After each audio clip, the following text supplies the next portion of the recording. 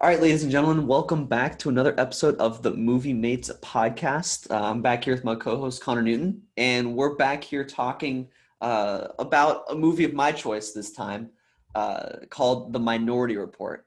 And it stars Tom Cruise, an actor that I know Connor, loves all his movies, loves everything that he's in. Oh, okay.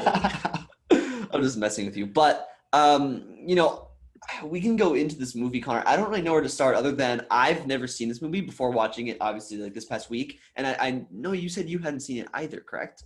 No, I think I have seen a scene from it. Like, Okay. I think I had to watch it in one of my classes, either in high school or college, when we talked about like some like morality issues Yep. in one of my classes I had to about watch the that. scene as well, yeah. Yeah, maybe we were in the same class and we Maybe. watched I, it in I think we Philly. talked about I think we had I don't remember. I don't remember. Yeah, I I don't wonder think if we it were. was in Christian ethics and morality back in high school. It We might have been. watched it. It might have been. Mine was with Mr. Marr. I remember that. But Mm. um regardless, I remember watching a scene of it there. And ever since then, I wrote it down in my phone. I was like, Minority Report. Like, I want to watch this movie sometime. And I didn't watch it for like 4 years. But Yeah, I've wanted to watch it for a long time yeah. too. Just because like as a movie person, I knew that Steven Spielberg had done this movie, but like nobody ever talked about it. So I was like, oh, I guess it's not that good. But the concept seemed really interesting Mm, of like there being like people being arrested for crimes they haven't committed yet, but they're going to commit. So yes. Yeah, no, it seems like a really interesting like kind of plot or interesting kind of theme of a yeah, it's a good movie, premise for a for film, I sure. think. 100%. And I didn't know Spielberg directed this, by the way. I didn't know until the credits. I was like, oh, Yeah, okay. yeah. I thought it was No, I didn't even. I had no idea. I thought it was J.J. Abrams, but I guess I was wrong. I If remember you so, mentioning that. Yeah. I yeah, wasn't sure Steven who it Spielberg. was, but yeah, it was Spielberg. But definitely an interesting concept with obviously like the controversial idea that you can arrest someone or people for crimes that they hadn't yet committed, and the movie. I mean, I don't know if we want to start off with just kind of like how the movie starts off, or Yeah, our yeah. general thoughts. Yeah, so we Um, can, first of all, like the world that they live in, it's not like this is like the way that things are done now. It's like just an experiment that they're doing in Washington, D.C., where they have like yes. a pre-crime unit Mhm. that utilizes, it's almost like these small group of people have almost superpowers where they can kind of see murders in the future, but only murders. I don't really, I mean, it's just like, I think that the way they explain it is like, it has something to do with this new drug. I forget what the drug is called, but their parents were on the drug and like druggies, and that affected their brain Yeah. somehow. So they have the power to see into the future, but only nightmarish things like murder, I guess. Yes, and it was. I think the drug was similar to heroin. It was a different name, but it was similar to that or something. It Yeah, was and some I sort of think like variant of it. you consume it through your mouth, I guess, through this weird like thing, right? Isn't Oh that what yeah. he was using? Is what he was doing that So drug yes, too, that's Tom Cruise? yeah. Honestly, I thought that was different. I thought that was a different one, but it It could. could have been different, but like Yeah, I don't know. They never really addressed it. they I did. assumed it was the same one, but Okay, yeah. I for some reason I thought it was different, but it could very well have been the same one. Regardless, yeah. So like the parents of these people who became uh, the kind of like the seers of the future with powers, right? Who could determine who was going to commit a murder, who wanted to commit a murder, and how it was going to happen. Like their parents were on this drug, and then they had the kids, and then these kids, like survived. A lot of them died. These people who were yeah, born to people to yeah, mothers who were on these drugs, and they ended up having these powers, and that's how this whole thing was born. So yeah, you're right. It was just an experiment in DC. It was, I think, on its sixth year at the point when the movie started. So it's been yeah. going for So a it's relatively while. new, but the year is 2054, so it's fairly far in the future. Yes, and Especially given that this film was made back in 2002. It's like mhm. 50 years in the future. It was a long time ago. Actually, I thought it was a little bit more recent. I was surprised to see it Me was too. '02. I thought it was maybe Me like too. '06 or '08. I don't know. I thought it was a little more. Yeah, yeah, and the way that they imagined future technology back in 2002, I thought was really neat too. It was like a different kind of Yeah. style than you may have seen in other Hmm. sci-fi movies, and it seemed like they had really fleshed out like the world, at least the DC, Washington DC area world that they live in. Yes, and what I thought was funny is the start of the movie. It was just obviously it's 2054, so it's far in the future. At the start of the movie, there was a scene in front of someone's house, and someone threw a newspaper in their Oh front yeah. yard. And I thought that was funny because I was like, we're living right now in 2021, and newspapers are becoming much less prevalent, and they have one, in their future, 2054. I just found that kind of funny. Yeah, and Like, I thought that neighborhood especially seemed very like very accurate to like the way neighborhoods are set up now and like how we live now. It was like, yes, there's a park with a merry-go-round and stuff, as opposed to like every other location in the movie seemed like this futuristic like city yeah, with like these freeways in the sky and buildings like going sky high yeah. and it was because I don't know, can you think of any other locations that The only other seemed place I could think of was that old kind of cottage out in out in the oh middle yeah, where his there, ex-wife lived? where they ended up going. So I mean there, but that makes sense, right? Because it's very rural, so like it kind of makes sense, right? But like this Right. was kind of like the Right. suburbs of DC, so Yeah, I think that it yeah. was a little But more. I guess I mean I didn't mind, but I just thought it was weird how it was like Mhm. they spent so much time making it seem like futuristic in the other scenes that Yeah, that first for scene the it was like super ordinary. normal to me. It's something Yeah. you'd see right now. Yeah, like a Yeah. neighborhood with very similar Yeah, although I houses. guess when he's on the run, it sort of sometimes feels like he's in New York, like running through like really close like buildings, alleyways, and people who live in like regular apartment buildings. But I suppose. But I mean, we can get into that. I just wanted to talk about kind of the for opening scene, and this is the scene that got me. This is the scene that I had seen previously, and this is kind of what drew me in to want to watch this movie because the first scene is basically watching Tom Cruise, whose character's name is John, and his unit go and stop a murder that hadn't happened yet to right, go kind of show us like what the pre-crime unit, right? what they do What they basically. do, yeah. And what they do is they stop people from doing things or committing murders that they hadn't yet done. And it gives you time because it's a pretty long scene, right? It's like I'd say it's probably a 10-minute open, I don't know, 10-minute opening scene maybe. Yeah, yeah. They initially open with these people who can see the future, they have sort of like visions, I guess you could say. Hmm. And the people who work in the pre-crime unit, they sort of project the visions that these they call them precogs, like precognitive, like Yeah. they can like anyways, the precogs see the crime and then they project it onto like this big screen, the Mm. crime unit does, and they try and decipher where the crime's going to happen.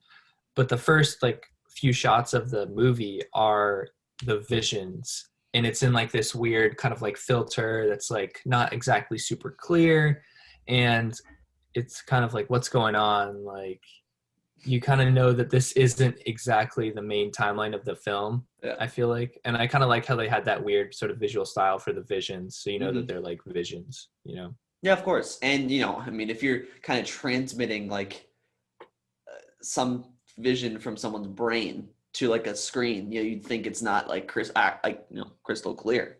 So I mean, Mhm. I added a sort of like realistic or realism element, to Yeah. that I thought was, I thought that was neat. Hmm. But And also, I just want to say before we talk about like yeah, the scene as a whole, that opening yeah, where it's like, oh, he kills him with the scissors. Like this guy's about to kill him with the yeah, scissors because his wife is like cheating on him, mhm, and he like uses the bathtub, I guess. So he like throws them in the water and he's like stabbing them in the bathroom. mhm.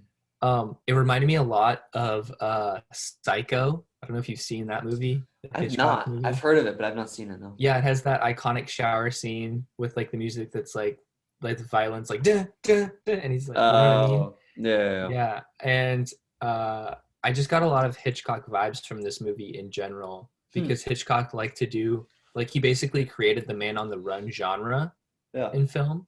So I feel like this movie was influenced a lot by him. I just wanted to point that out. Yeah, yeah, of course. No. So yeah, I mean, this opening scene, like I thought was really engaging, at least from like kind of just like a one-off scene perspective, because it gives you time to like be like, wow, okay, so like figure out like what they do, and then like kind of be like, okay, like this is like, I mean, most people's reaction would probably be, this isn't really right to do this, right? Is kind of the Mhm. initial reaction, but you get to see it play out, and what ends up happening is John, Tom Cruise's character, stops the guy from killing his wife probably a second before he was going to just do it. just in the nick of time. And his arm was even going to like forward with the weapon, with the scissors. And he was about to do it. So, it's kind of leaves an interesting question. Like, since he stopped him as he was doing, like,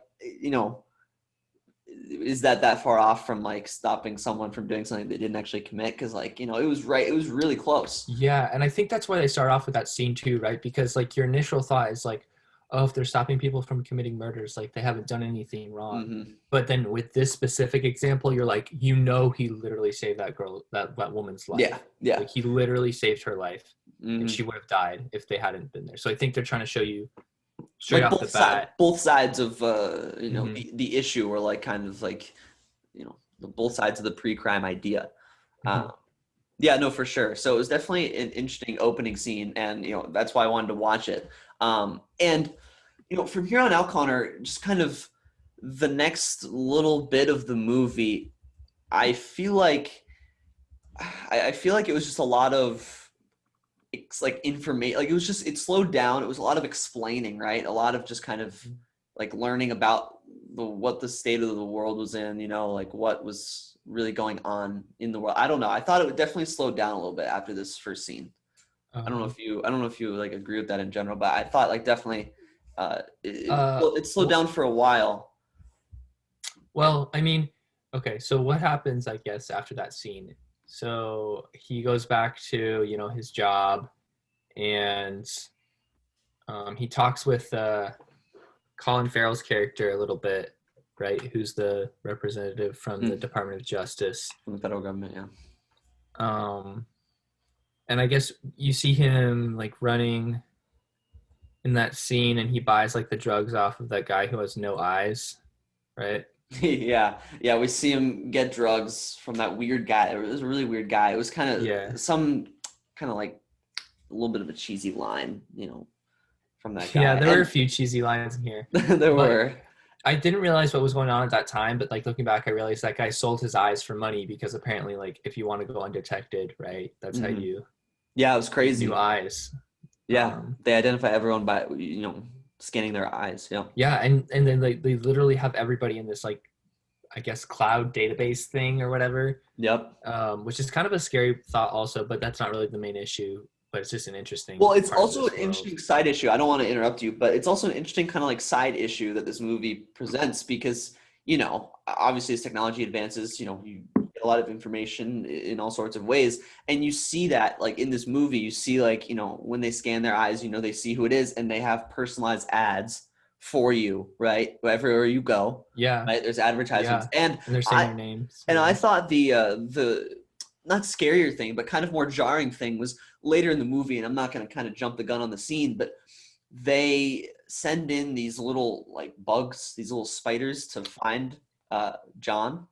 And when they do that, they go into everyone's apartment and scan everyone's eyes in that apartment building. They scan their eyes, and you saw them do that. And what was scary to me is everyone that had their eyes, like they acted like it was totally normal, right? Like they would be, a couple would be fighting, and then they'd see those little spider things come up and scan their eye, and they just stop, stand still, let it scan it, and then go back to fighting like nothing really out of the ordinary happened.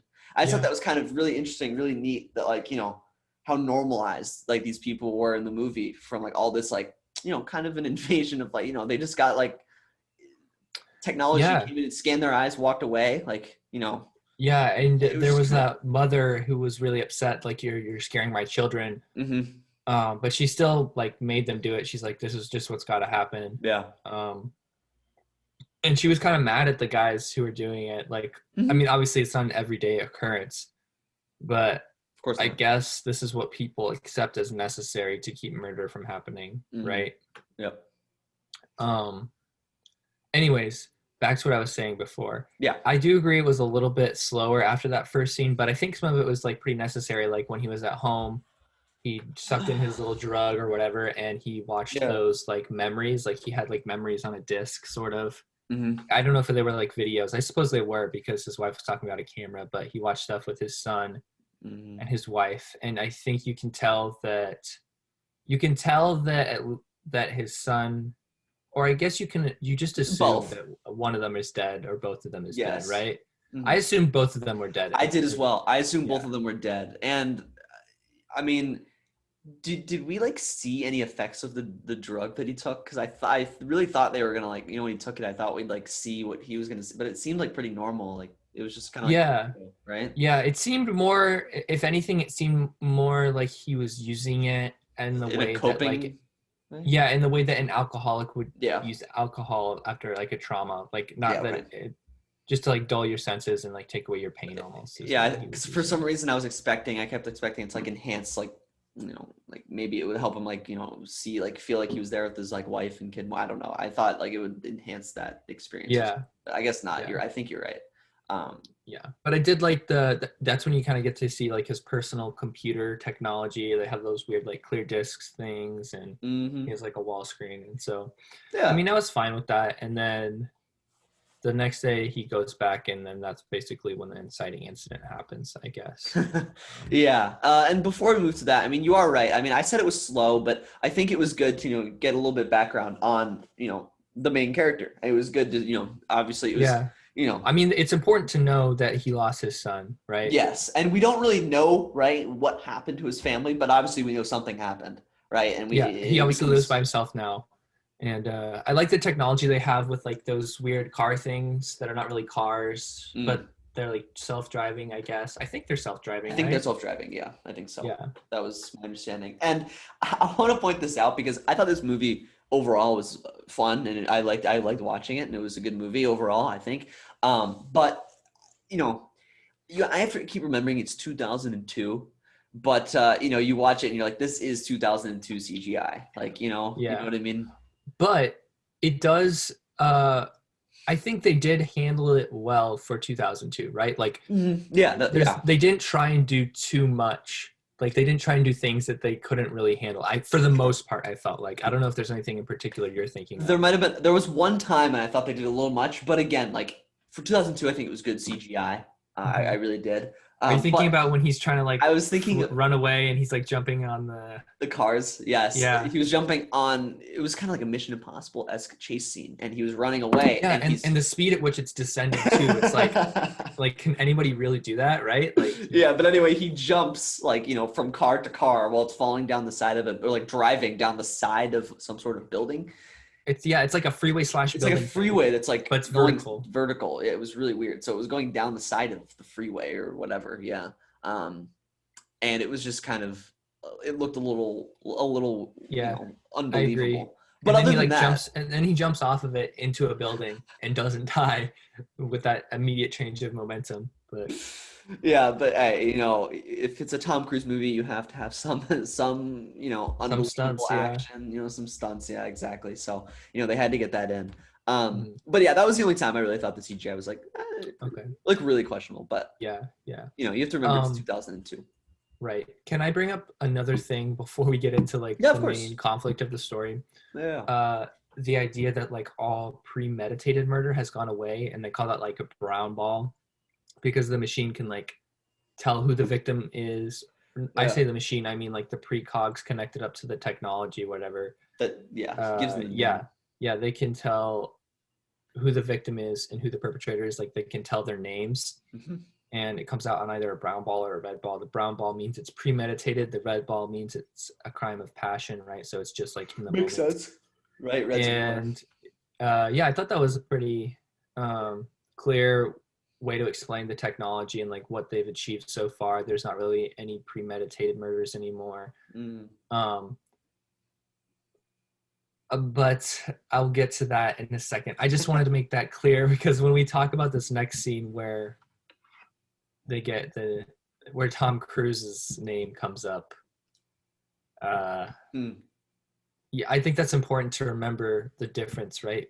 The Yeah, premeditated and the crime of of passion. course. Well, because right, as you said, like because they're in DC, where this has been going on for 6 years, the pre-crime unit and this whole idea, murders in this area were really no longer premeditated because everyone knew if you really thought out a plan to murder someone in this area, you'd get caught, or at least that was what was happening. Yep. And they were on like murder 1100, right? We saw they would say like, this is case blah blah blah blah. It was like one in the 1000s.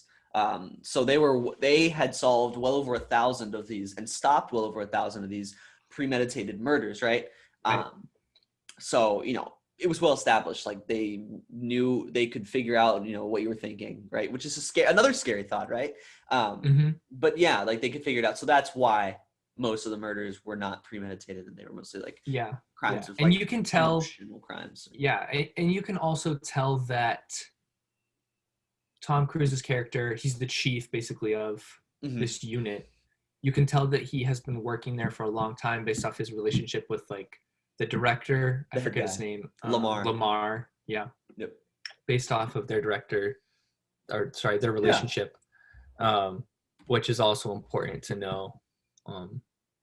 And I think that they established that pretty clearly at the beginning that like, oh, this guy is the director. They're like working together. They're trying to go national.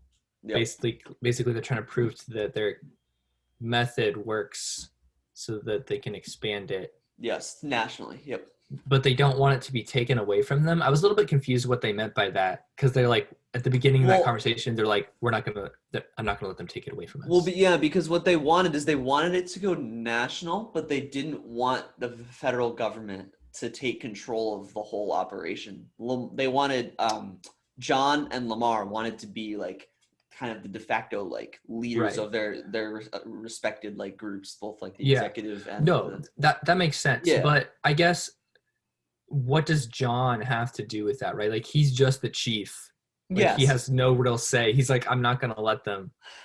I think I think him and Lamar had a pretty close relationship. Like we find out later that like he went to work for Lamar right after his son had died because he wanted to help prevent those things from happening again to other people, right? And so I think they've been close for a long time. So I think, he wanted to help Lamar like stay in control because he liked what they were doing. Like he thought it worked, he thought it was effective, and he didn't want the federal government to come in and mess it up or like change things. I think was just kind of the idea behind that. I don't know I think so. That was my understanding of it. No, I think you're right. I think you're right. And we can talk about that too, in the form of Colin Farrell's character, Danny Whitwer. Because he was there sort of as a representative of the federal government, right? Just trying to evaluate the program and decide how they want to go forward with it. Yep. That's what I got, right? That's basically why he's there. Yeah. And then eventually, though, what he says, and we're going to get into like the main kind of conflict, main plot point, right, in just a second here. What he ends up saying like, I could shut the, like, he's kind of looking at the beginning to a reason to shut it down. Like he's looking for a problem. Like, right. Like he seemed to really be searching for something that was off. He did. Like the way he like took them into the room. Yeah. And he was like, I need to talk to them. He forced them into the precog room. Yeah. And I don't want to talk about too much, but I want to mention one last theme, if it's okay with you, real quick, that we saw, and it was really prevalent with these precogs, and especially the main guy that was in that precog room and like taking care of them, because they're humans, they're people. It seemed, and what Danny was his name, right? He pointed it out, like it's sort of like some people treat it like a religion of sorts, and you see this throughout the movie. You do see it like when you see it with the owner of the nightclub when he brought when Tom Cruise brought Agatha down there. One of the precogs. He literally got on his knees and bowed to her, and it's like you just see the effect that these precogs have and the effect that they have. Like they're like, and everyone's like, wow, they can see the future. Like wow, they're almighty. Like they're they have powers. And it's just it was a really interesting kind of. But but at the same time, it's like, well, how human are they? Because like how long have they been there, right? 6 years. They seem pretty young, right? Like early 20s maybe. Yeah, that's kind of what I thought. But they've been doing this for a while, and it seems like they didn't feel human at the start. No, and it seems like they don't have that kind of social connection or that experience in the real world, but they could be human. Like they could just live in our world. Like it doesn't seem like it's such a stretch. But they've lost the ability to, because they haven't then. Yeah, and they're but it's not their fault, right? And that's another more question, right? Is it okay to keep these people trapped up in here, basically with no life? For the greater good. for the greater good, right? Yeah. Yeah, this movie raises a lot of kind of moral questions, like in different areas, right? Like Mhm. which is very interesting. But yeah, we can talk about what really the main plot point of the movie, which is we go back to the Oh, precogs. I also want to say that it seems like uh Danny Whitwer, he I don't know if he wants to shut them down, but it seems like he knows Tom Cruise doesn't like him from the beginning because Yes. he feels Tom Cruise is like, no, the feds, right? Yeah. And I think that kind of starts like this sort of like He felt like I the don't know what antagonist the to me. I don't know what the term is, but like this sort of like What was there? You talking about like the dynamic between the two this of sort them? of like dynamic that's like, oh, who's going to be the alpha? And I think that a lot of what drives Danny's character is like the desire to beat John because Hmm. he knows that John doesn't like him and he wants to have John's position slash authority or whatever. You know, Mm, that's true. I it's not think like he's evil. He just I think they're both used to being very good at what they do or the best.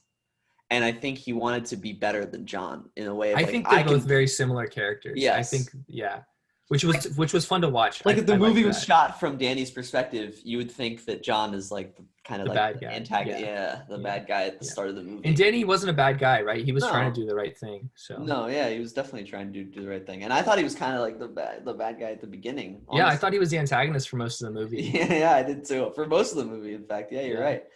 But yeah, so okay, we can get into what happens here. So basically, what happens yeah, is Tom Cruise or John, as I'm gonna call him because that was the character's name, is working. Right? He sees there's another murder that comes in.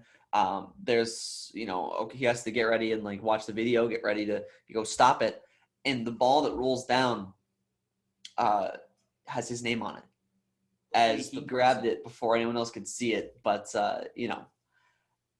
there it was. So he was destined to, I guess, commit a murder in the next day and a half. I think it was. It was like 36 yeah, hours, I yeah. And believe. it came down as a premeditated murder, right? It was Hmm. one of those brown balls, which I thought was interesting because I feel like it. how could they see it if he hadn't premeditated it yet, right?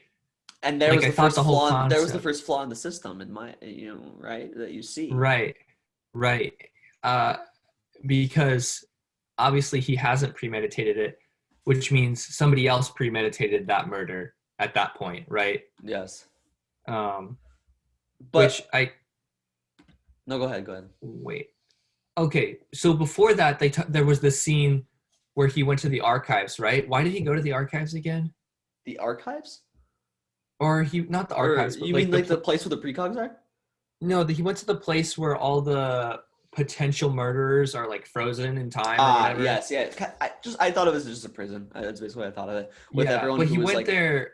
Why did he go there? Oh, I remember. He went there because Agatha grabbed him. yes, because Uh, he was previously when they went in with the Fed guy, Danny. They went in and basically like they were told don't touch them and anything, but she grabbed him. Agatha, one of the precogs, grabbed him and said something.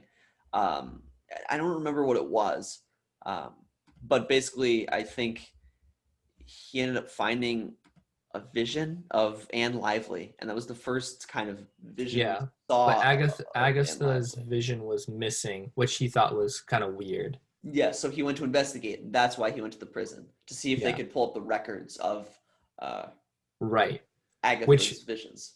which planted the seeds for why he came up in the system, why his murder like came up and It was came up in the system as him committing a murder. Yeah. yeah, is because that's when the setup of surrounding him begins because he's starting to uncover some secrets, maybe I guess, right? Yes. Um, Um, it's all very complicated, I guess, to it's talk very about. complicated, and what's interesting is when I watched this movie, I didn't feel like it felt that complicated. At least at the start. Like honestly, I'm watching it. And I wrote down. I'm like, please don't tell me he's gonna be framed for like his name's gonna roll on that ball and it's gonna be his name for Yeah, someone who commits murder. I was like, I could totally see that happening. You know what I mean? Like yeah, you could be like, okay, that's pretty predictable, but honestly, it was a little more complex than I gave it credit for. This whole how it ended right. up falling out kind of ending, in my opinion. So Yeah, I didn't really find it too confusing until we got to the point where he got Agatha out of like the police station and he's taking her. They're like on the run and she's like saying all these things and like riddles, and then she's like showing these visions but not quite showing us like what's going on. mhm. I was like, come on, like why can't you just like I Yeah. know for the movie, but it just seems like very convenient to the plot that like we just before we see the killer's face that like the vision cuts out or whatever, you know. Mm. Um, Yeah, I know. Yeah. but anyways, my point in there was that I felt like it was really easy to follow as well. I think that's what you were saying, right? Yeah, it was really easy to follow, at least at the start, and I thought maybe too easy to follow for a time. But it ended up getting a little more complex and a little more interesting, I thought, towards the end. But basically, we see him killing someone, and it was this guy. I believe, was it Michael Crow? It was something. It was Crow. Leo Crow, dude. Michael Leo. Crow's the president of ASU. All right, of my school. Man, I listen. That Crow, I've heard that. I guess I heard that from the head of ASU. I guess that's where I heard it from, and I just thought of it as Michael. But anyway, okay. He's kind of a meme over here, to be honest. That's funny. Yeah. Okay, sorry, Leo Crow. Anyway, yes. they say he's going to kill a guy named Leo Crow, and in like a day and a half, basically. Yeah, 36 hours, and he has to run.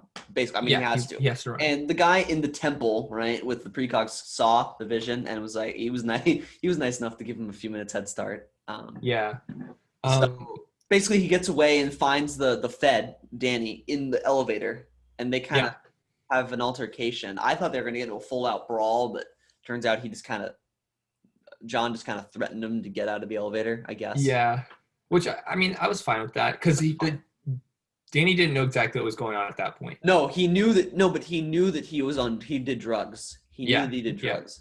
Yeah. And then we have this whole chase scene that I was talking about earlier, that lasted kind of a while. Okay. This was my first main problem. This was my first main problem with the film. Okay. Which is, why does he literally goes onto a train that like he gets his eyes scanned, like he knows they're gonna come after him, right? Like, what does he expect? I think that he knows he's gonna be tracked, but he had to get out somehow, and it was the fastest way to get out. I guess. I don't. But like, know. why couldn't he just like hide his eyes? Like, I don't know. Yeah, maybe he could like. And then like when he gets off the train, with his eyes closed. He like walks casually off the train, and maybe he didn't want to draw attention to himself, but then he like runs away, and then they corner him. And they can't apprehend him. Like how do they not apprehend him? He's right there. Because it's Tom Cruise. Why do they hesitate so long? It's the chief of pre-crime. He, his fighting abilities are just too good. But you're right. You're right. To me, I didn't take it too like. It's a Tom Cruise movie where there's a chase scene. Of course, he's gonna like magically, magically he has more ability skill than other people, and he manages to get out of a near impossible situation. See, that's why I don't like Tom Cruise. Yeah, there's an element of suspension of disbelief, sort of. Yeah, like kind of an awe, like you're in awe over, like in a sense of like, wow, like it was a fun chase sequence though. Like at least after he talked to his like assistants, and then he like starts climbing up the ladder. I thought the cool part was when he was in the alley and they were kind of all starting to get around him, right? All his like his friends and like his coworkers. And I like how he jumped on like the jetpack of one of them too. So. Yeah, well, I was gonna say I liked how like they're like like don't like I don't want to chase you, and he's like I have to run. They always run. Like I just thought it was cool because like you can see it was interesting that he kept saying they always run. That was everyone runs. He said everyone runs. That was interesting. That was kind of weird. Like. That was kind of weird, but I guess I get it. Like, what's he gonna do? Just go get apprehended? Give himself up, yeah. Because okay, I guess we can talk about this now too. Because if he gives himself up, first of all, okay, if he gives himself up, what they do, they put this halo on people when they catch them. Basically, shuts their mind off. Yeah, and these people haven't even committed a crime, right? These people haven't even committed a crime, and they're in jail for life.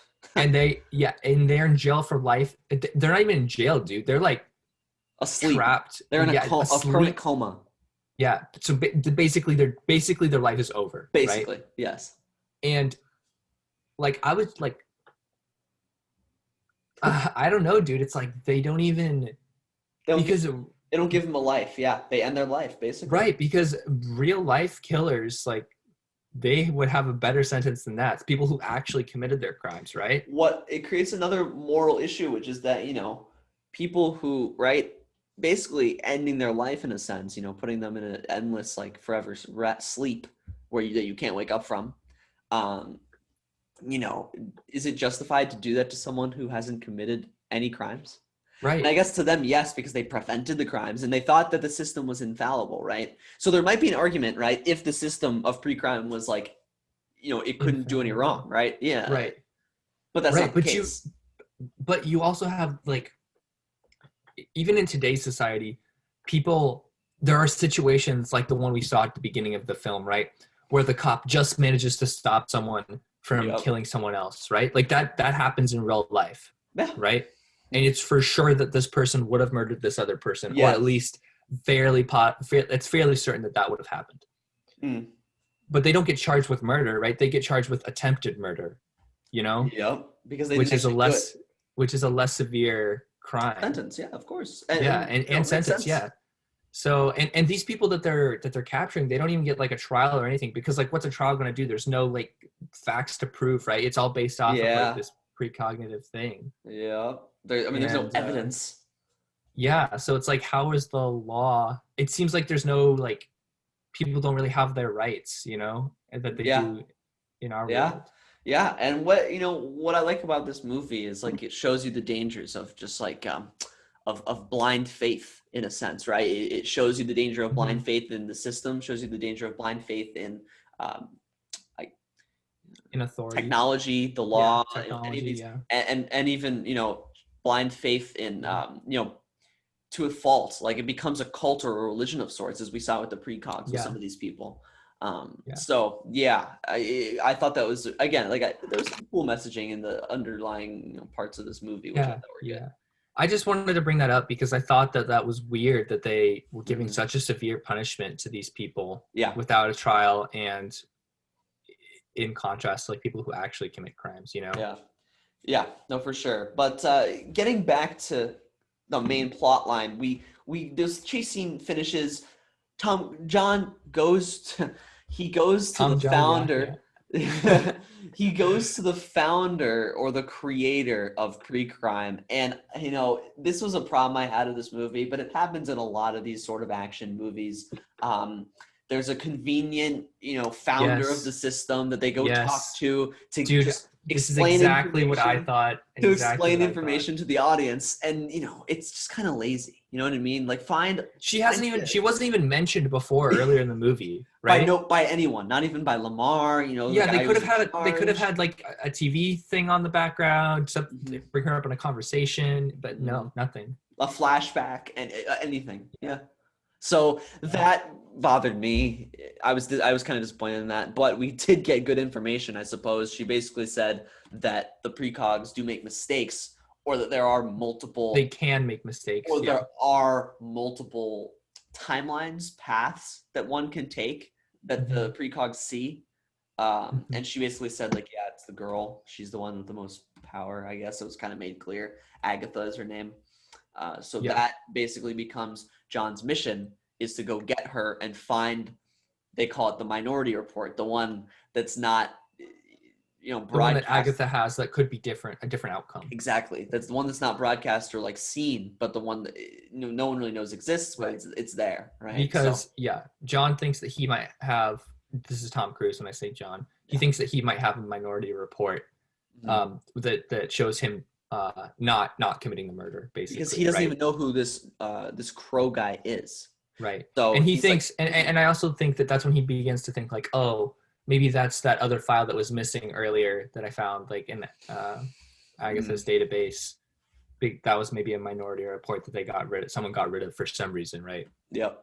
And yeah, so we move on from this, and I want to talk about a scene real quick. The scene where they look at John replaces his eyes, so he doesn't get Okay. detected. Yes, Yeah, there's a lot of stuff to go through here. so he doesn't get But detected by, the scanners yes, all in the city. yes. But I just want to say one more thing about the woman, the doctor that he Sure. visited in her Yeah. greenhouse. Yeah. She like helps him, and I'm not really sure like what her motive was to help him, right? Like, is it just because she wants him to kill? I She wants him to succeed in killing Leo Crow so that pre-crime will not continue. Is that right? Or She wanted pre-crime to be exposed, right, clearly, because she felt that she made a mistake in helping them create it. Like she seemed to have said, like, I accidentally created yeah, pre-crime. she Like I did seem to say accidentally that. modified these people's. She did genetic experiments on these people, Yeah, yeah. So it's not like completely due to the drugs. so it made it somewhat believable that genetic Yeah, editing, led yeah, to yeah, a sort of yeah. pre-recognition But I of just thought it sex. was weird that she was like so willing to help him. Hmm. And Like, that but I didn't know if she wanted to help him kill the guy or if she wanted to help him prove his innocence. You know? No, I think she wanted. I don't think she cared what happened to him. I think she just wanted to expose pre-crime.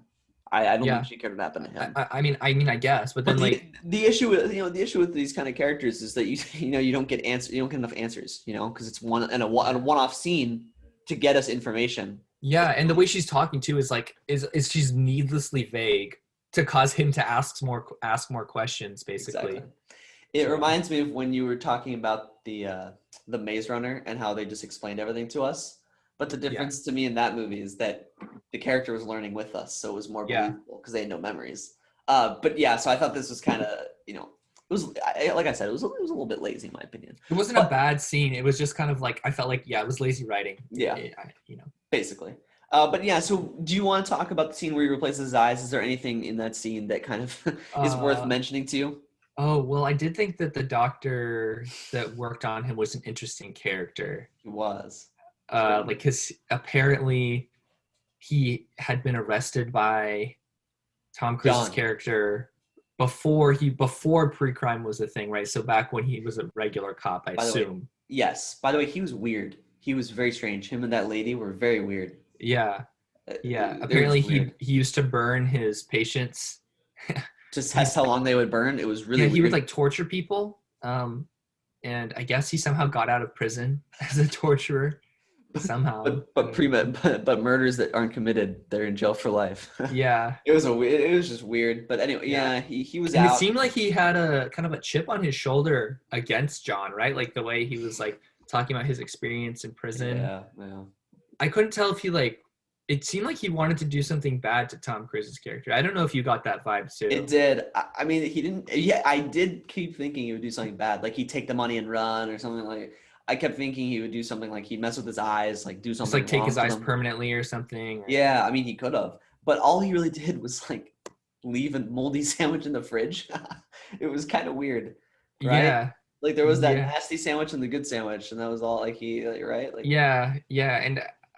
okay, And the way he was talking about it too, it was like the way he talked about prison. It was almost like I don't know. It was almost like he thought it was a blessing. Maybe he Yeah, didn't hate. Maybe that's why he didn't dislike John so maybe, but I much. felt like he was saying it sarcastically. Like it felt like he was talking about it positively in a sarcastic way. Maybe, yeah, that's You know? possible. And I'm I don't sorry I'm know. talking about this so much, but I feel like I recognize that actor from. Yeah, I think he's. Oh, dude, Is he? I I believe want to isn't he say. a video game actor? I feel like I've seen him Mm, in something. I will look it up after and mention it on on the podcast later. If you look it up at some point, you can let me know. But Yeah. I Okay, don't. he's in Fargo. I don't know if you've seen that. Oh really? He's in Armageddon. Hmm. I do Um, not know what that is. I thought. he's in the second Jurassic Park movie, I guess. Oh, Um, is he really? oh, he's in both Destiny video games. Oh, maybe that's what I know him from. I Hmm. feel like I feel like he was in. He sounded like a guy I heard in Until Dawn. This He's also in Until Dawn as he well. is okay. I was right. Is it wait? Is it Peter Stormare? Yes. Yes, yes, Yes. Okay, I was right. It is him. He has such a distinct voice. Such a great voice, I think, for voice acting, which is why yeah, I've seen him in a bunch of video yeah. games. And he did pretty solid in this movie. But anyway, it was just weird. I wanted to mention that. But basically, he gets his eyes taken out. Yeah, I like that scene where like Tom Cruise is like waiting for his because he says like 12 don't hours. open it before 12 hours is up. It was so nasty when he had to open it so the spider would scan it. Yeah. Oh, that was nasty. But anyway, right, so But it's weird how they went to his building. Like, were they just going to all the buildings in DC, or like, how did they know he would be at that building? I don't remember. There was something that triggered it. I don't remember. I thought they must have seen him going towards it. I'm assuming. As far as I can remember, they were just like, "Oh, he's in the sprawl somewhere. Let's send out like a couple teams or something." I don't know. Yeah, I don't know. I don't remember, but I thought there was some way that they tracked it. But regardless, yeah. So we get this, and we get into the start of the end, not the end, but the main act of the movie, right? And Tom Cruise has to get in and get Agatha, the precog, and get out. And he gets in to the building by using those eyes and using this thing to droop his face, I guess. Which, okay, first of all, he wants to keep his eyes, I guess, so he can scan himself back in, right? Like, that's why he wants to keep his eyes. But why would they keep him in the system if he's a wanted man? Connor, because they're all friends and they just forgot to take it out. Oh, man. I mean, that was the only, I think that was the only point where I was like, that's kind of like, that was the most unbelievable thing for me. I thought it'd be partially believable because I thought there was no way that they would believe that he would come back. Fair. That's fair. But after he does it once, why would they leave him in the system again for his like ex-wife to get into like the prison? That's true. See that? I mean, that is a fair argument, and I do agree with that. That's flawed, but that wasn't as big of a deal, I don't think. No. For the wife to have that problem, right? For him, if you can explain it for him, I feel like that to get Agatha, I feel like that's a little more. Anyways, they realize he's there, that he's taking her, and he takes her, right, and things pick up from here. He goes to that. He ends up going right. They have to escape. Obviously, they're like going through a mall, which looks like a mall today. I felt like it did, yeah. So a lot of the stuff didn't look futuristic, but like you said, and it's a good point. I didn't mind that though. Like, it was I didn't mind either, but I did think it was cool how you could see her thing in action, her ability in action. Yeah, I did think that was cool too. She's like, stay here, and they stayed there, and the balloons perfectly. That was so. I just thought it was neat. I thought that was cool. No, that was cool, but I thought she could only like see murder. I thought so too, but she can see actions that lead up to the murder, and that was like 30 minutes prior to the murder. I guess so. And she was also the most powerful of the three, so I feel like it's a little bit explainable. Okay. Yeah. But yes, that is fair. And she seemed very invested in his survival too, and like protecting him for some reason. Mm-hmm. Well, I mean, he did kind of help her escape, to be fair. I guess so. But you are right. I think she wanted to break the system for herself. Right? Yeah. No less. Yeah. Like, no, I think she did. Yeah. It's probably pretty miserable to be just laying in water all day, like forced to do that. And I think they also live the pain of the people that are. I wonder how much knowledge she actually had, right? Because the way she was acting was if she truly believed that Leo Crow killed his son. Yeah. I don't know. It was. I don't know. They don't really make it clear, but Anyway. Well, also. I just want to mention that I really liked the scene back when he was like waiting for his eyes to like get ready for vision or whatever. And he's like has a dream about the day that he lost his son. I thought that was a really good scene. I really liked it. Then he woke up and he screamed his name, Sean. Yeah, I really like the interactions that you had between Tom Cruise and his son. That was so like sad. they felt like so genuine and like so sweet and like a real father and son kind of thing. I felt like 100%. It was sad to watch that scene because you don't know what happens to the son. You don't. No, so I mean, what happens is like it all falls into place perfectly. They end up going to the place where he's going to kill Leo Crow. They even go to the room, and Agatha keeps saying, "You can make your own choice. You can walk away. You know what's going to happen. You can walk away." And he didn't, and he kept going. And he's like, "I'm not going to kill this guy. I just want to talk to him."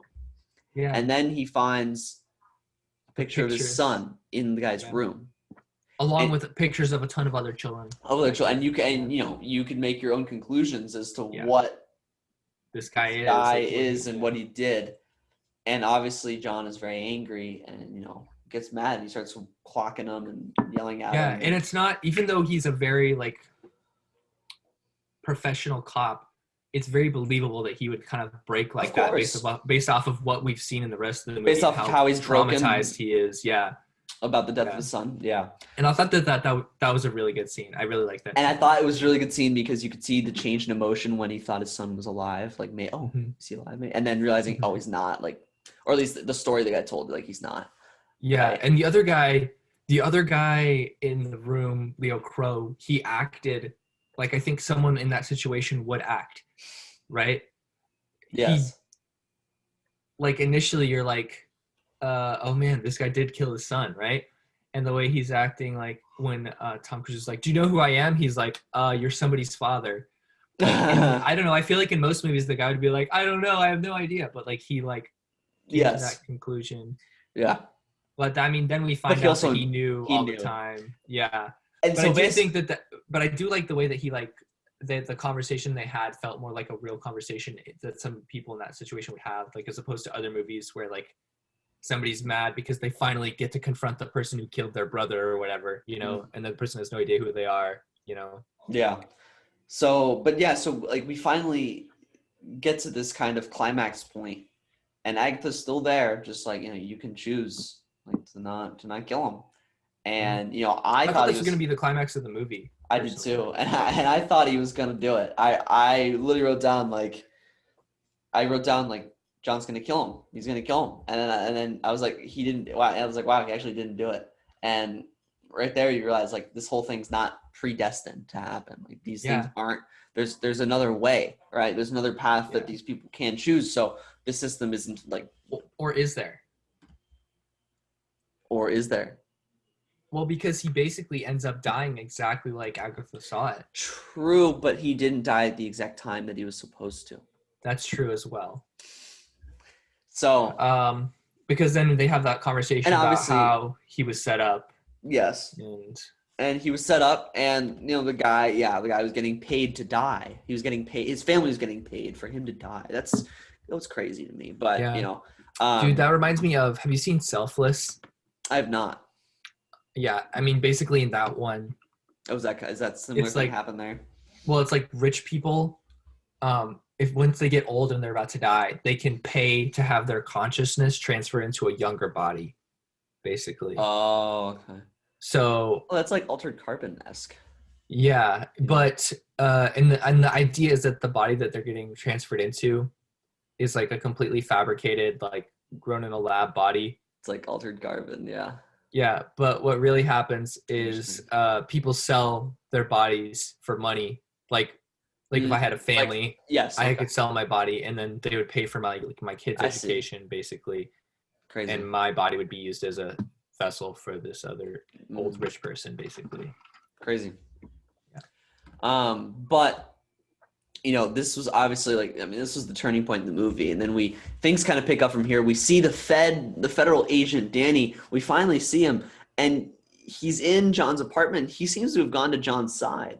And he's like, yeah, John didn't. He started to piece it together. He was a good detective. He's like, yeah, John didn't do. Yeah, like he's the wrong guy. I forget what tipped him off. That he they were at the scene of the crime where John killed the guy. Oh, and he was like, this is too convenient. He said, this is too much evidence. Like, this is too much. And he started to piece it together, which is really smart. And he pieces it together for himself and for the audience. And then he starts talking to Lamar. And when he starts talking about it, I could kind of tell. I even wrote down like the old guy. I said Lamar's going to kill the agent. I was like, he's the one who set it up, and that ends up being what happened. And so killed him. I realized, I realized that he was going to be the bad guy after we found out that Danny wasn't. Like when Danny started to piece it together. Yes. I was like, oh, it's not Danny who set him up. Because there has to be a pivot point to somebody. Yeah, it's got to be Lamar, right? Like, there's no one else it can be. I did not expect him to kill him straight up there, though. Well, because how would he get away with it? Because he literally runs technology where people can see. Like, true, but Agatha was gone. I guess. And she was kind of the main cog in the wheel, so to speak, right? She I kept the suppose will. so, but And when she came back, it yeah, wouldn't have been a premeditated murder, and they would have disregarded it because it had already happened. yeah, Because they can that's tell when true. it's not a future Yeah, that murder. that's fair. That's a good point. So he kind of knew that. Yeah, He yeah. played the system pretty well until the end. So that was interesting. No, he did. He did. Yeah. And Um, basically, right, we get we get a scene right now. We move on to see Agatha and John go to his ex-wife's house out in the middle of nowhere. And there was there's a lot of scenes we're talking about, so I'll make it quick. But there was a scene where Agatha was talking to John and his ex-wife about their kid, that was a great and I scene. thought it That was was a a really really good good scene. scene.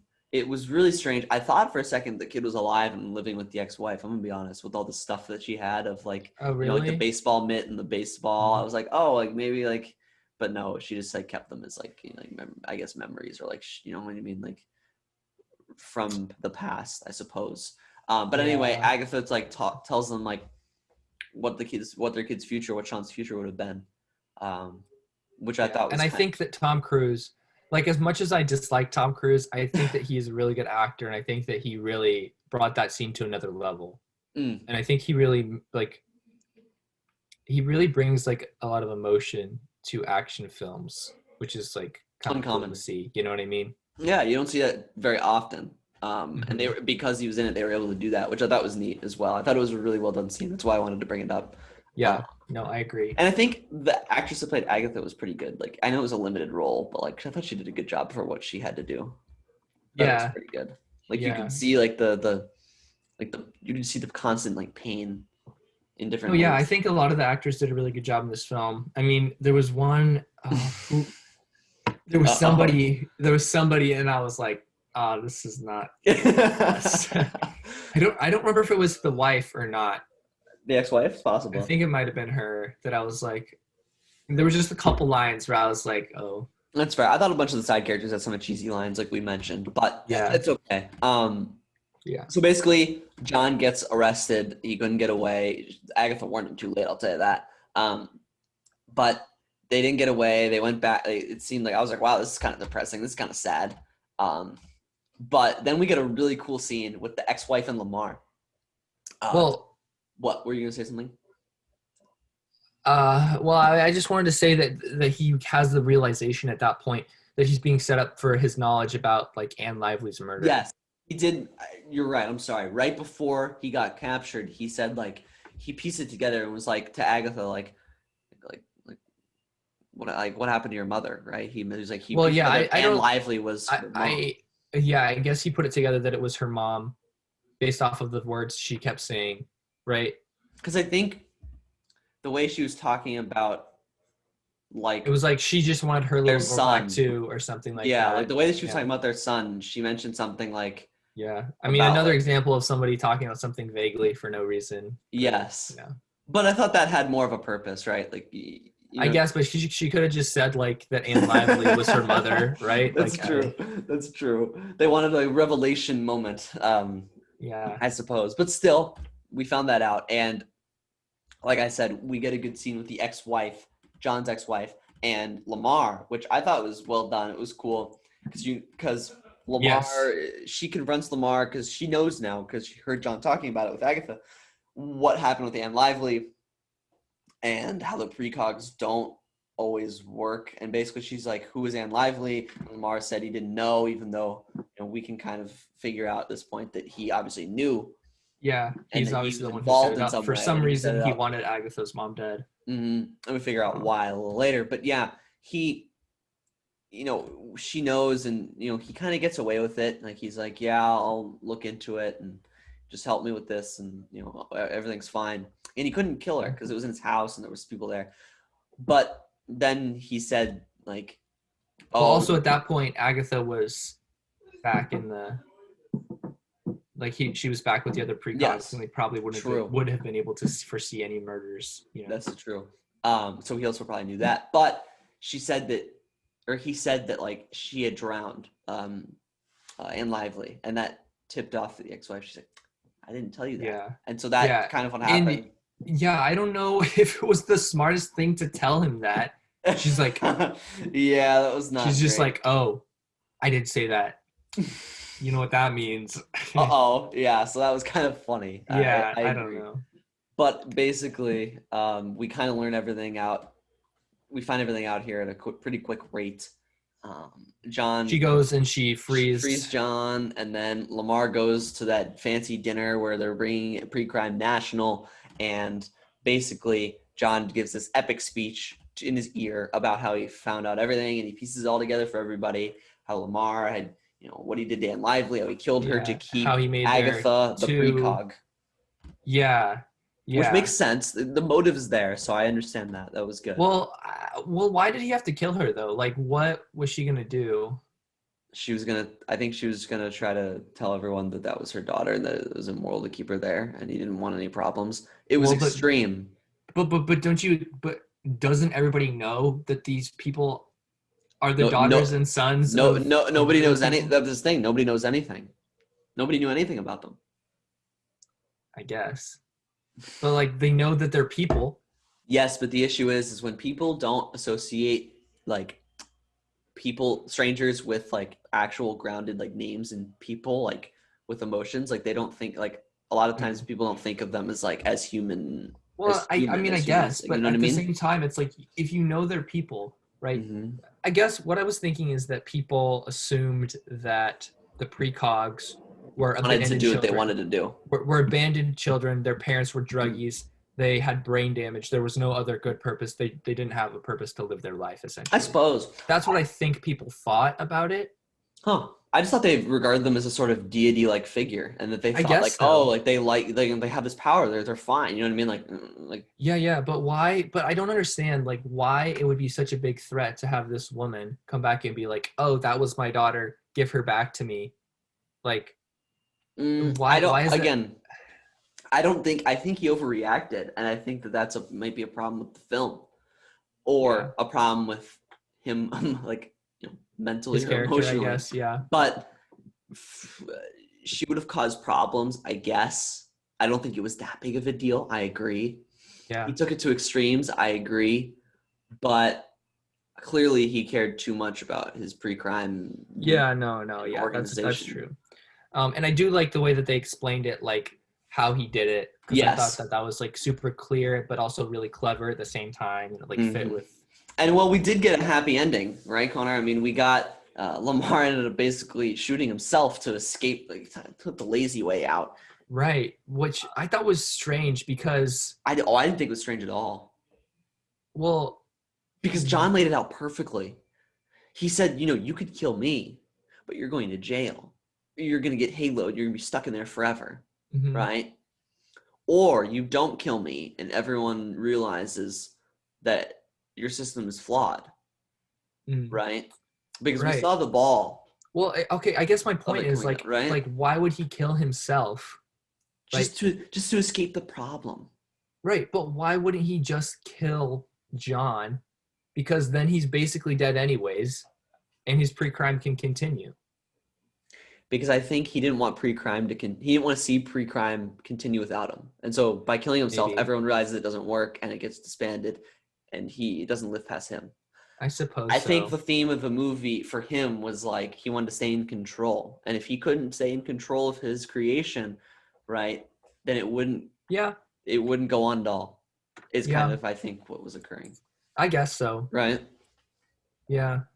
I think that He did a very weird way of killing himself though. it Like just like shooting himself in the gut. was very dramatic. Yeah. He's like, I know what I'm gonna do. Like, like I really thought he was gonna shoot John. I really did. I really did. Yeah. But he didn't do it, obviously. And Mhm. that's basically how it ends. I mean, it's a happily ever after for everybody else. Agatha lives with the two other twins who were precogs in the middle of nowhere. I don't know how they get groceries. I don't know how they get anything, but they're in the middle of nowhere. Yeah, Um, yeah. And I thought like, it's and nice that John, John's back with his ex-wife and they're having I don't know if they they're ever having got a child. divorced, but whatever. It Yeah. seemed like they were. I think they did. 'Cause she had divorce papers. Yes, Oh, you're for right. Yeah. Lamar. Yeah, but Hmm. yeah, he's back with his ex-wife, and that was a happy ending. So yay. Um, Yeah. I didn't really. That was whatever. But overall, I mean, like I said, I thought this movie picked up at the end only because I thought I like when everything comes together. Like I like being able to guess and like, you know, be like, oh, I think this is like what's going on. But when everything starts to come together in front of you, there's just like it's more interesting to me. Mm, And I liked that it was a little bit more complex than I initially thought. yeah. I mean, okay, the reason that I like the middle better is because I liked how we kind of got to have it unfold a little bit, but it was at the same time still sort of like sci-fi and actiony. Like we had a couple of those chase sequences, Mm. and then we would get a little bit of information, even if some of it was kind of like spoon fed to us with that woman. Yeah. Yeah, I mean, I didn't really like that part as much, but I just like the middle because I felt like I was kind of like, oh, like what's gonna happen? And they're now on this chase sequence, which I've never seen this type of chase sequence before. And now they're doing this where they're using her powers to escape and stuff. Mm. And then at the end, the reason I did like the end, and Yeah. I mean, as far as like, Did I miss something? I'm sorry to interrupt, but do you remember when they were in the kitchen in the back? I'm pretty sure Lamar shot. Didn't he shoot him? Am I Lamar shot insane? who? Didn't he shoot John in like the back? Like when they didn't, wasn't he like John was yelling at him in the back? Am I insane? Oh, well, he just yelled at him because he said Sean's name, right? Yeah, but I thought he I don't think he shot. shot at him. Did he not? Okay, maybe I was. Maybe crazy. he did. I don't I thought remember. he shot at him. I was really confused. But anyway, yeah. Well, I was just gonna bring up that like for the end of a Tom Cruise movie, especially a sci-fi action one, there wasn't really much action to go with the climax. I felt like. Yes. I mean, the bad guys they got old dudes, so it's not like they could like get in a fist fight or whatever or Yeah. anything like that. Yeah. But I don't know. I just felt like as far as the mental explanation and the revelation, the audience revelation about what's going on and like how Lamar got away with killing Anne Lively, and that was all fine and good. But I don't know. I just felt like it didn't live up to like what the rest of the movie was setting up for in terms of like a climactic scene, you know. And then he just kills himself. Yeah, no, I get that. Before I give my rating of this movie, I just want to say I really wish he killed like Danny later, because I feel like one, you could have had Danny be the antagonist for longer and then at the last second realize everything, you know, and kind of like flip him more, and it would have been more like action. But also he killed him and no one suspected where a federal agent was. It's like, oh, like he's like, did anyone even mention that he was dead? No, they did. They said that when they captured Tom Cruise, they said you're under the arrest for the murders of Leo Crow and Danny Witt. Oh, I didn't catch that. I just assumed. Yeah, so basically they said that he killed him too, but I don't really know how they passed that off, given that he was murdered in the home of his Lamar. house. Yeah, no, it was. Oh, it was his John's house. It was John's apartment. Oh, okay. It was John's apartment. So that makes sense. Never mind. Okay. Yeah, no, but I do agree that I think it would have been better to keep him alive for longer. Also, because he was a very interesting character that I think became more complex as the film went on and more relatable too. Mm-hmm. But also different from John and also from Lamar. So yeah, regardless, I think overall it was fun, and I think the ending was complex enough for me to enjoy it. Obviously we've said our like how like we have some issues with it, like the way they presented information or characters, and like, you know, CGI it's just 2002, but just those things. I don't know. I would probably give it like a B, you know, overall. I'd probably get like an 80, 85 or 86 is kind of where I want to put this, like an 85. You know, I think that's a good number because I think it's a solid movie. I would watch it again down the road, but like it's not great. You know, it's a good movie. Yeah, a B is a good movie to me, you know. I think it's above average and it's fun. So I don't know. What did you think? Why? What did you think? What are you gonna give it? You laughed. What's your... well, okay. The reason that I laughed was because, I think this movie was a great time. I loved watching it, and you know, I thought the plot was really engaging. The premise was awesome. The story was like complex but not confusing, which I really liked. Yeah. And I thought the characters were pretty good, pretty well written for the most part. Minus a couple, and there were a couple of, you know, issues that I had with like, but they're like small and minor issues. They didn't really like make the movie worse per se. Maybe. Yeah. And I think that the pacing could have been messed with a little bit too. Like it's slow in some parts, and yes, I do. And then like too fast in some other parts, and like sure. anyways, overall, the reason I was laughing is because I wanted to give it an 85. That's That fine. was yeah. So that's, I mean, I feel like, That's I feel like okay. it's a fun movie. Yeah, I would rewatch it too. Yeah, Yeah, I think we had surprisingly similar viewpoints on this movie, even if we we liked do. different I parts think of we like it. different parts more or less, but Yeah, yeah, as a whole, yeah. I And then think. also, okay, this is something I meant to bring up a long time ago, but when we first get the brown ball with John's name on it, and it's like, oh, this is a premeditated murder, and then we find out it's his name, right? And we Mm. see like he kills Leo Crow.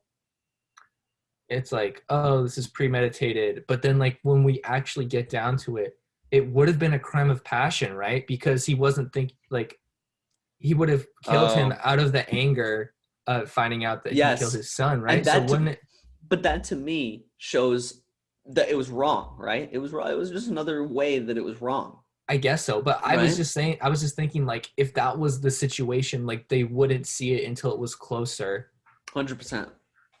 I don't know. Yeah, I agree, and Yeah, I guess it is showing how it's wrong too. But this movie brings up a lot of more questions that I also like, and that's one of the reasons that it, some of the smaller plot points don't bother me as much because I think it takes on some difficult issues and has what a lot of good things to say about it, but it's also entertaining at the same time, right? It's not like preachy. it's yeah, So, and it's also not like too serious, right? Like there's serious moments, but it's not like you know what I mean, like a mhm, like morally yeah, intense movie. yeah. I mean, it's not like The Dark Knight, which is one movie that I can think of that pretty much perfectly captures like sending a message, but also being like immensely entertaining as well.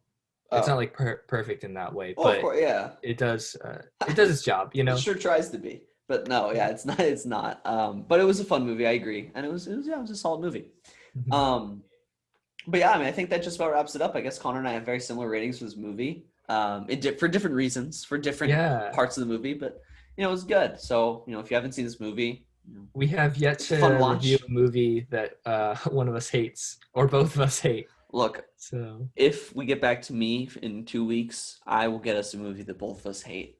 I both can of us promise you hate. that, or Oh at least man, I will dislike. I have one in mind, so we I can can wait try and until get a then. movie that one of us hates and the other doesn't. That'd be interesting. That would be interesting. So we Yes. will see what we have in store for us next week. Connor will choose the movie for us, and yeah, Yeah, you can also find our podcast on Spotify now, I believe, right? Is that the right yes, name? yes, we are now up on Spotify for the same name, Movie Mates. Uh, so you can find us on there for just audio only, or if you rather use Yeah, Spotify and I than think we're YouTube. working on getting it on Google and iTunes as well. Yes, I think we also So I think we actually just got onto iTunes or Apple. So I think you okay, can also perfect. find us there at the same Oh name. yeah, So Apple Podcasts, right? It's not called iTunes anymore. yes, now it's Apple Podcasts. Yes. Um, but yeah, so you can find us at any of those places, same name. So just search it up and watch or Yeah, listen if and you'd like. in the next couple of weeks we should be revealing a logo too, so Yes, so stay stay tuned tuned for for that. It's that. going to be exciting. It's going to be a good one. But thanks Mhm. everyone for listening or watching, and we will be back next week with another episode. Yes.